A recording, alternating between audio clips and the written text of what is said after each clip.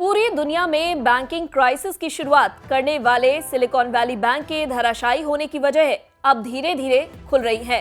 SVB bank के डूबने के बाद अमेरिका के 2 और बैंक बैठ गए हैं और इस क्राइसिस की लपेटें यूरोप तक पहुंच गई, जहां दिग्गज स्विस बैंक क्रेडिट स्विस कंगाल हो गया और इसे महज 3.25 अरब डॉलर में यूबीएस ने खरीद लिया।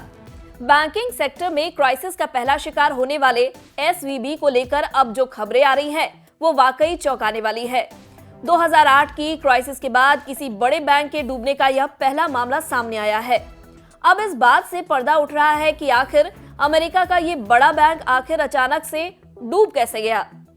पता ये चल रहा है कि एसवीबी को डुबाने में सबसे बड़ा हाथ तो इस बैंक के अफसरों, बड़े शेयर होल्डर्स और डायरेक्टरों का है।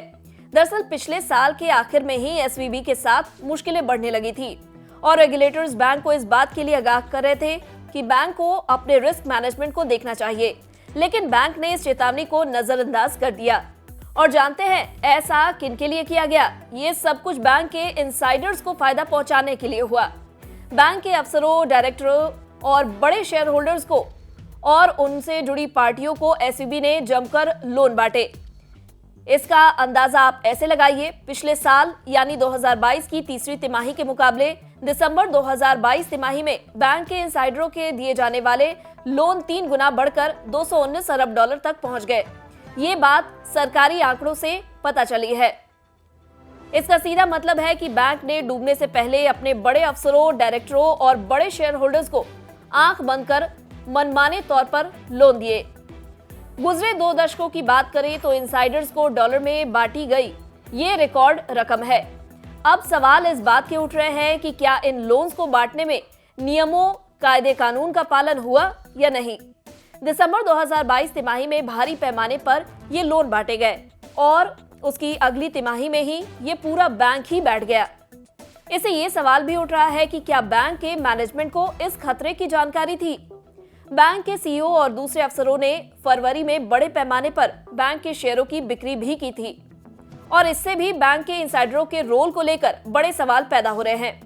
अब माना जा रहा है कि अमेरिका का केंद्रीय बैंक फेडरल रिजर्व और कांग्रेस सिलिकॉन वैली बैंक के डूबने की जांच में इन तमाम तथ्यों पर गौर करने वाला है। इस जांच पड़ताल में बैंक के इनसाइडरों से ये पूछताछ की जा रही है कि आखिर उन्हें क्यों और कैसे इतने बड़े लोन बांटे गए। इसी महीने इन्वेस्टर्स और डिपॉजिटर्स में भगदड़ पैदा हुई। इसके अलावा बैंक अपने लिए कैपिटल जुटाने में भी नाकाम रहा और इससे ये बैंक रातों रात धराशायी हो गया। सरकार की रिपोर्ट्स में अभी इस बात का जिक्र नहीं किया गया है कि लोन क्यों बांटे गए और फिलहाल इसमें किसी तरह की गड़बड़ी का भी आरोप नहीं लगाया गया है। लेकिन इन लोन्स के बांटे जाने और शेयरों की बिक्री की टाइमिंग जाहिर तौर पर बड़े सवाल पैदा करती है और फेड रिजर्व को अगर कुछ दिक्कतें नजर आती हैं तो वो इस पूरे लोन बांटने के केस की तफ्तीश कर सकता है। रेगुलेटर्स ने 10 मार्च को सिलिकॉन वैली बैंक को बंद किया था। बैंक ने अपना पैसा लंबे वक्त के सरकारी बॉन्ड्स में लगा दिया था और ऊंचे ब्याज दरों के माहौल में इन बॉन्ड्स में बैंक को करीब 1.8 अरब डॉलर का लॉस हुआ। फेड रिजर्व के नियमों के मुताबिक बैंक अपने एग्जीक्यूटिव्स को लोन बांटने में दूसरे कस्टमर्स के मुकाबले कोई तरजीह नहीं दे सकते और इन्हें उन्हीं नियमों और शर्तों पर कर्ज मिलते हैं जिन पर बैंक किसी आम कस्टमर को लोन देते हैं। नियमों के मुताबिक बैंकों को अपने एग्जीक्यूटिव्स को दिए जाने वाले लोन्स के बारे में पूरा खुलासा करना पड़ता है। अब इन लोन से बैंक की कमजोरियां उजागर हो रही हैं।